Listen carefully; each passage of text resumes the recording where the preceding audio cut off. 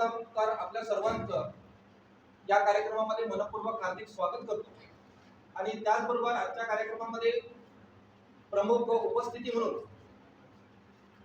जिजामाता हायस्कूलचे सहाय्यक शिक्षक आणि विज्ञान शिक्षक आदरणीय श्री बंधारी सर या कार्यक्रमामध्ये उपस्थित झालेले आहेत।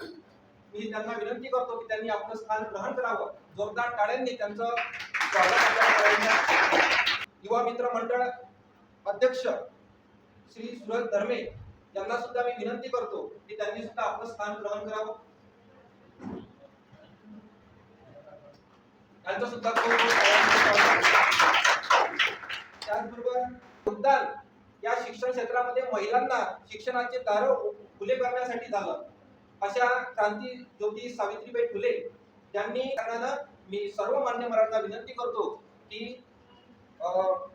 सावित्रीबाई फुले यांच्या पावन प्रतिमेचं त्यांनी पूजन तथा हारार्पण करावं।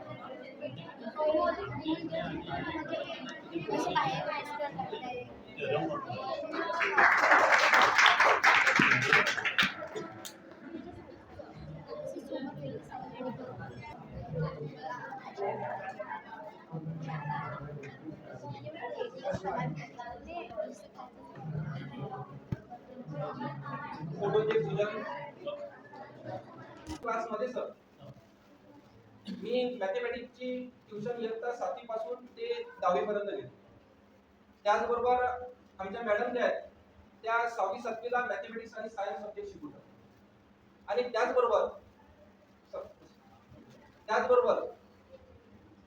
आदरणीय श्री श्रीकांत तायवाडे सर हे 7वी आणि 8वी ला सायन्स शिकवतात आणि इयत्ता 9वी आणि 10वी साठी आदरणीय श्री राठोड सर सायन्स शिकवतात आणि 5वी वर्ग सेमी इंग्लिश साठी मॅडम आणि फुल इंग्लिश साठी तडस मॅडम हे ट्युशन घेतात। अशा 5 जणांची आमची पूर्ण टीम आहे आणि या संपूर्ण हॉल मध्ये म्हणजे काय तिची एक रूम हा हॉल आणि ती बाजूची रूम अशा वेळेला पूर्ण ट्युशन क्लास या ठिकाणी चालते आणि प्रत्येक विषयासाठी वेगवेगळे शिक्षक द्यावे या दृष्टिकोनातून आम्ही प्रयत्न या ठिकाणी केलेला आहे।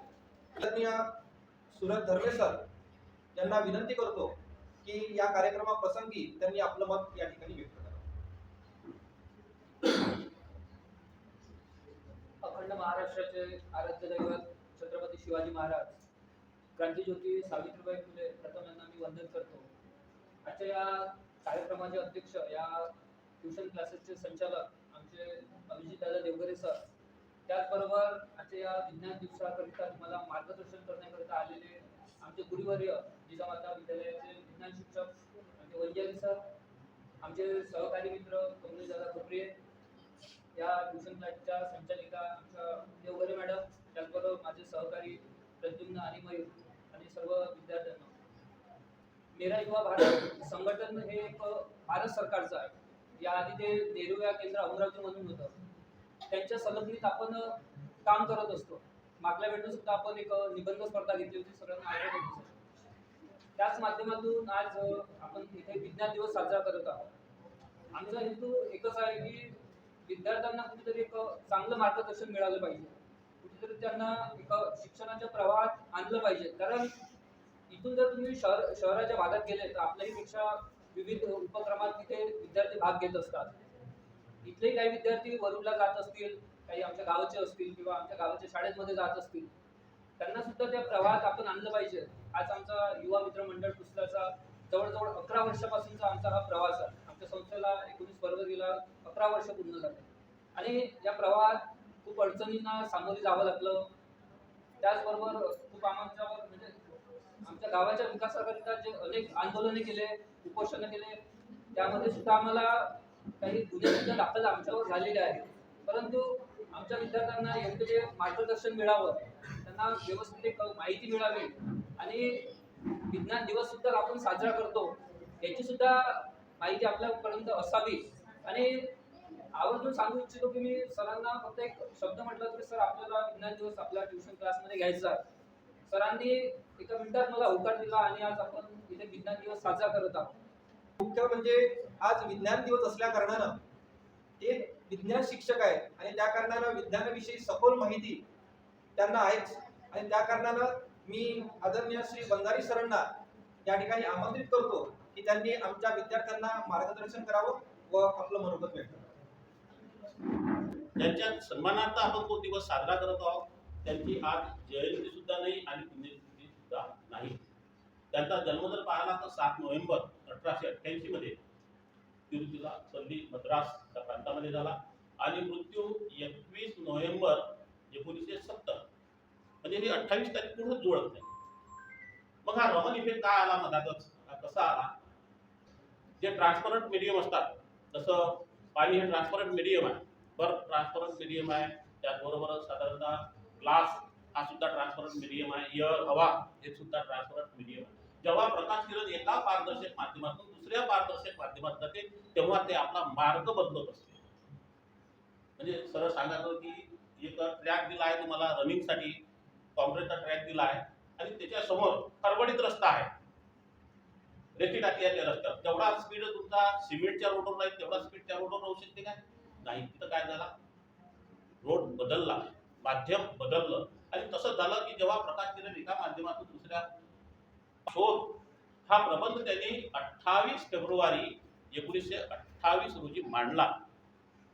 त्यानंतर 1930 साली त्यांना त्याबद्दल नोबेल पुरस्कार मिळाला. नोबेल पुरस्कार मिळणारे ते पहिले भारतीयच नव्हे तर आशिया खंडातले पहिले शास्त्रज्ञ होते की त्यांना नोबेल पुरस्कार मिळाला. त्यानंतर 1954 साली त्यांना सर्वोच्च भारतरत्न पुरस्कार सुद्धा मिळाला. पण तो दिवस 28 फेब्रुवारी 1928 हा दिवस होता ज्यांनी रमन इफेक्ट हा मांडला आणि तेव्हापासून शासनानं की 28 साधारणतः फेब्रुवारी हा दिवस राष्ट्रीय विज्ञान दिन म्हणून साजरा करण्यात यावं असं ठरवलं. त्याला रमन इफेक्ट असं म्हटलं जातं. आपण मंदिरात जातो, आपण तुळशीपाशी दिवा लावतो, तर त्यामागे सुद्धा काय आहे, वैज्ञानिक दृष्टिकोन आहे.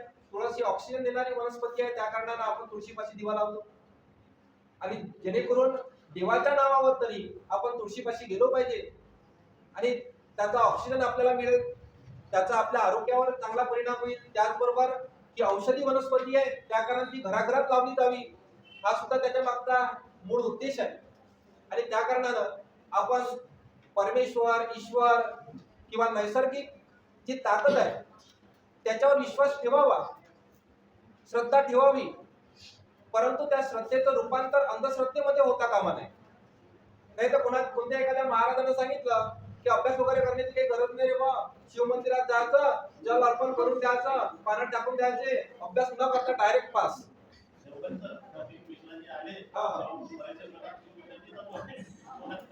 आणि मी मागच्या वेळेला एक लोटा जल सब समस्या का हल, त्या कारणानं याच्यावर किती विश्वास ठेवावा यावर प्रश्नचिन्ह आहे. आणि मागच्या वेळेला न्यूज ऐकली होती सर की त्यांनी तर सांगितलं की कशा पद्धतीने पास व्हायचं आहे मेहनत न करता, परंतु मी पेपरमध्ये वाचलं की त्यांचा मुलगा हा स्वतः परीक्षेमध्ये नापास झाला, स्वतःचा मुलगा.